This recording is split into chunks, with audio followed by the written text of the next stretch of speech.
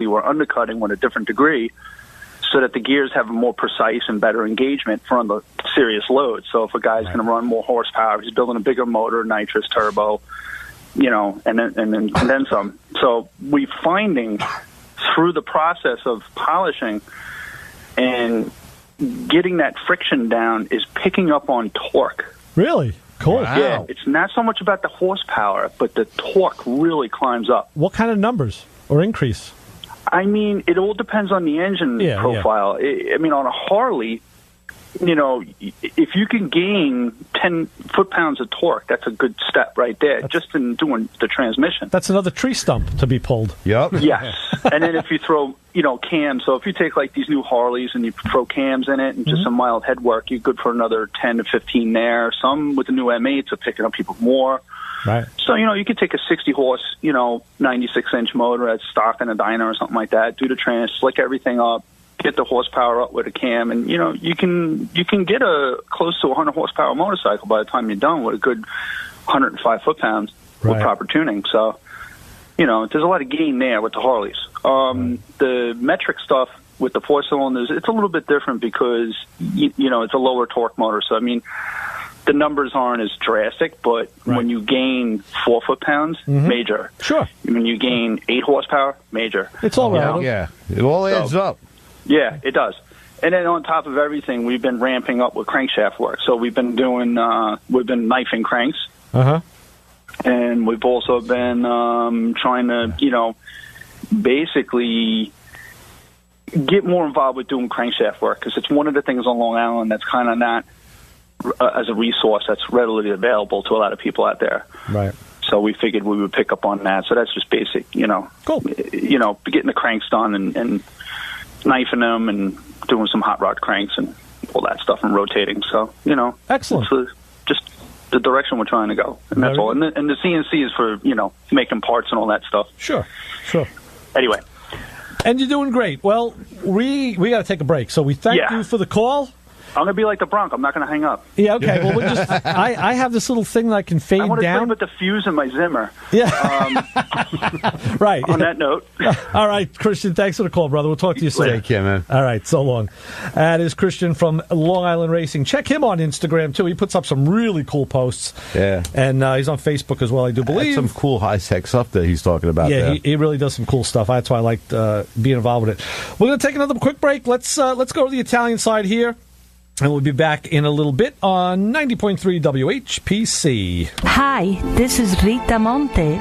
Would you like to take a trip to romantic Italy with me? Let's go together every Thursday with Profumi d'Italia. You will hear and savor Italy's soul with music from yesterday and today. Learn about Italy's museums, countryside, restaurants, festivals, and wineries. Most of all, you will learn about Italy's history and its people. Thursdays at 5 p.m., experience the essence of Italy on the voice of Nassau Community College 90.3 WHPC. Oh my, oh my, oh my. Let me tell you about this fine show we have here at the station called Motormouth Radio. It is a car show hosted by Ray Guarino and Joe D.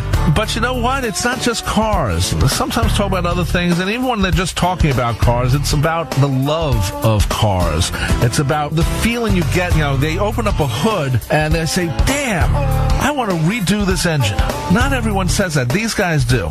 And like I always say also, you watch those cooking shows. You don't cook, you can listen to these guys, not know anything about a car. So please listen to Motormouth Radio every Sunday, 12 noon, right here on WHPC. And if you don't listen, that's your fault. You'll go through the rest of the day saying, damn it, I didn't listen. I should have listened. Sort of like Motormouth Radio. You don't have to like cars to listen to them. It helps if you do, but you don't have to. Oh, thank you, Robbie. That was very good. Our own Rob Leonard did a promo for us, and that was great. So we are back with more Motormouth Radio. Give us a call, 516-572-7440. Yeah, tell us what you're up to. And you can tell us what you're up to exactly. Yeah, and, tell us what you've blown up or smoked out or just generally snapped in half or, lit on fire. Something entertaining, because it's not all, when everything goes right. I mean, it's a great feeling. It's a great time saver and keeps the stress down. But, The stories just aren't as good. You know, and I got to tell you something. I'll share a little story with you, Joe, that we talked about earlier.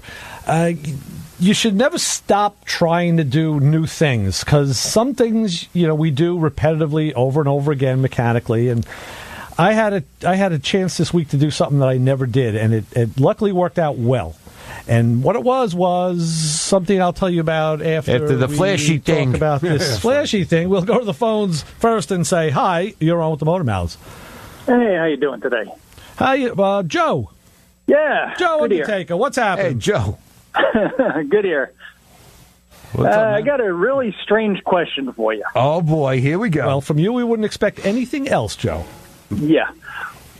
Where's a good spot when you come up to a road sensor off at a traffic lights on a motorcycle?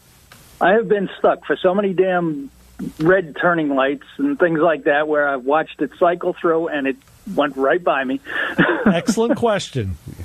Gerard, how do you do? Because I have some theories on how I've dealt with it. Gerard, what's your Usually attack? I try to stay left right on the sensor. Yeah, stay to the edge of the sensor is what Gerard's saying, Joe.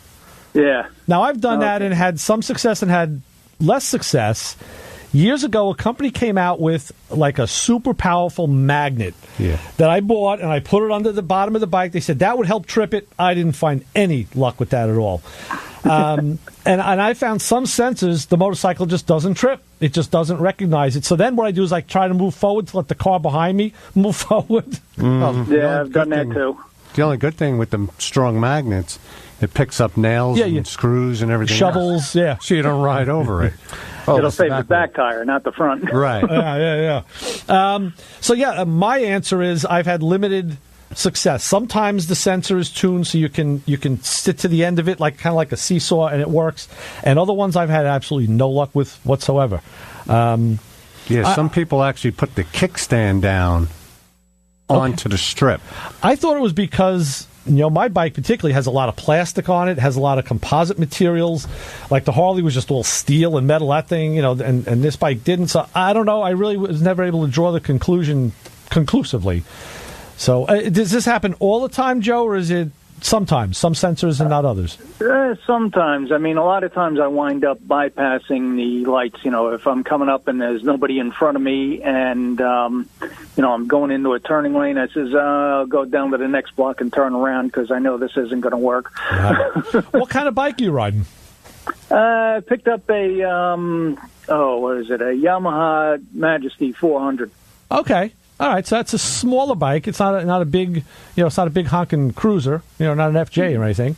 No, it's a step-through scooter, but it's okay. Good. I got to make sure that I keep an eye on the speedometer. I've gone a little bit too fast a few times and said, "Uh-oh." Oh wow. Okay. Yeah. Well, those sensors have no problem haunting you, right? Right. Yeah. So that's unfortunately, we don't have the definitive answer on this because we haven't had. Well, Gerard, how much luck have you had? Have you been more on the positive side than the negative? Well, in Pennsylvania, they actually changed the law where if you go through a cycle and the light doesn't change, the next time it goes to change, and if it doesn't, you can actually make your turn. Oh, really? Yes. Okay. Well, that was kind of cool. That's neat, because that's kind of understanding. Yeah. Yeah. I guess somebody that actually rode motorcycles complained. They probably emailed from there, still at the traffic light. Yeah. They had enough time. I've been here for 3 days now. Yeah. It was probably easier than redoing or retuning all the sensors, I guess. Oh, yeah, there's too many. Yeah. And either they're too forward or too back. And yeah. Well, the other thing, Joe, is try to make sure you always get up to a light behind the car. Yeah. So they trip it for you. But that's that's what I said before. If I'm coming along and I say, okay, there's a car there, I'll pull in behind it. If not, I'll go to the next available spot to make the left. Right. Yeah, there you go. Well, that's it. Yeah. Well, that's unfortunately, we don't have, like I said, the definitive answer for you, but we hope that helps a little bit. And try saying to the right or the left of that. You see the cutout in the on the asphalt, and then maybe jump up and down and put your kickstand down, swing it. Yeah, that's the thing. I've seen the cutout square, and I've always wondered whether or not I should hang back, at either the leading or the tail edge of it, or the left or the right. Yeah, try them all. Try one at a time. Yep. But remember, that one sensor at that one particular light may be the one that's calibrated a little differently, and with the next one may work for you, that one just may not. Yeah. So, yeah. All right. Well, keep us posted on your progress and let us know what happens. Wants to go out and try to run some red lights now. Yeah. Thanks for the info. All right, Joe. Thanks for calling, brother. All right. All right. Bye-bye. Was good old Joe the Undertaker. I'll go get the fake license plate and the Ronald Reagan mask, and there you go. See what we could do. Sure. Yeah, that would work. That Majesty is a lot of plastic. I would. Yeah, it's a little scooter. Yeah, I would imagine that would be. Yeah. But, and they are lighter, so they don't have the weight. You don't have the max gross weight that a bike has. But and they are fast.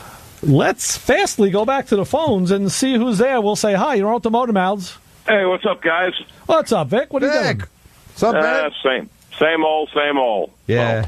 What's so? I come home Tuesday, and my neighbor's in my driveway, who I don't know. Okay. And he goes, "Your tree is in my yard." Oh. And your chocolate's in my peanut butter. So what? The only problem with that is the Catalina convertible ran interference for the tree. Oh, no. No. Hey. Yeah. Yep. Wow. So I go back there, and the car was covered. Got rid of the shed because it was falling down. But for some stupid reason, I put a fuel cell on the trunk of the car. Oh. I don't put anything on the car. Right.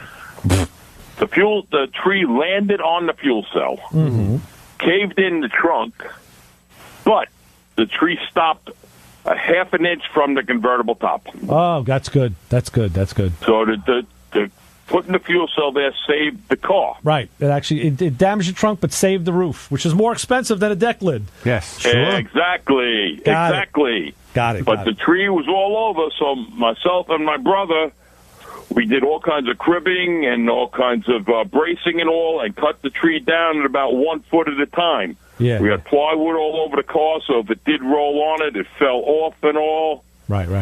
And it worked out. Wow, just what you needed to do on a day after work, huh? Yeah, exactly. Wow. But here's the stupid thing. I only have one spare part for the car, and it's a deck lid. Oh, great. Wow. Well, sometimes... You should be buying them lottery tickets, yeah, you know? Sometimes nature just rolls in your favor, and you just got a break. That's great. Yeah, because it's a 71, 72 deck lid only. That's very good. That's, wow. Yeah. Jeez. So I lucked out on it, and I was going to move the car next week. Oh, jeez. Well, save you. You can still move it next week, I guess, but... Very easily. Yeah. There's no tree in the way now. For sure. Wow. No tree in the way. Oh, that's cool. Wow. Now you can add part-time lumberjack to your list of talents there. Well, I used to be on a tree crew for the town of Hempstead, so I knew how to cut. Right. Because you just don't go out there and cut trees. No. You know, it's all kinds of different cuts on it to get the tree to go where it wants to. Yeah. Right. And it landed on my brother's hot tub, too, which also saved things. Oh, boy. Not good for the hot tub. No. But, you know. Well, now you get a little bit more Those sun. wacky trees. Yeah, you get a little more sun in the yard now.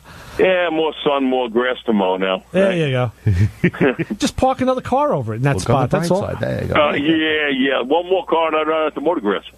Yeah. There you go. Excellent. Well, very good. Congratulations on your good luck with that. And Yep. We'll exercise anyway.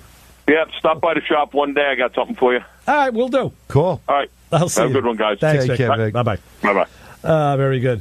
All right. Story of incredible luck. You never know. You just never know what's going to happen. Because, of course, when you damage stuff on a car that they don't make parts for every day, unless it's a Camaro or Chevelle or a Mustang, Right. Then you're in real trouble. But leave it to Vic to have that one trunk lid. Talk about getting lucky, yeah. Seriously. And speaking of that, we're going to go after the show down to pick up my trunk lid in Limbrook because it's gotten primed and the underside's painted. Mike got that done this week for us, so we're going to go. Not a tree to be found. Not a tree to be found, right. But, and unlike, luckily we didn't get trapped under a tree, so there was no death on two legs. Ha-ha. Let's take our last break on Motormouth Radio. We'll be back in a few minutes on 90.3 WHPC.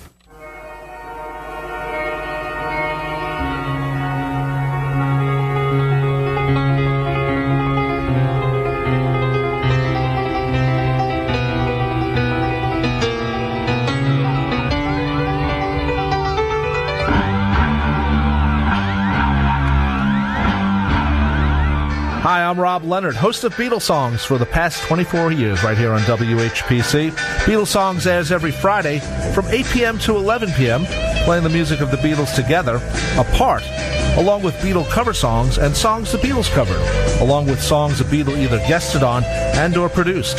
And of course, we provide Beatle